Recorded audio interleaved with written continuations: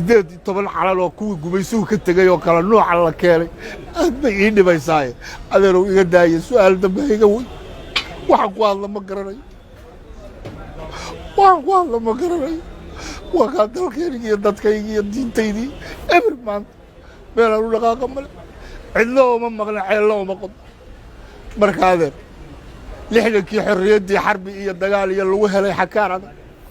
innagaa xumaynoo gobonnimadii xoornoo xaniiyaha isgoyno markii xaysku noo dacay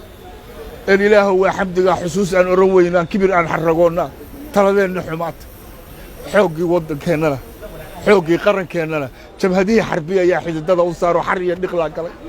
xaab dabayli qaadiyo xorsus bay ka yeeleen xaba warkii dadkeennana dowladaha xuduudaha xerya looga ooday xalla mayna keenin iminkana soomaaliya xal waxaad ka dhigateen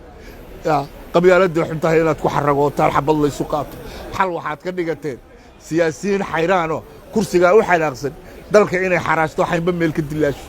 xal waxaad ka dhigateen dadka oo la xasuuqoo qarax la isku soo xiro xal waxaad ka dhigateen tan xumeeta naxaasi xal waxaad ka dhigateen xagga diid xaggana diid xujo meel la taagno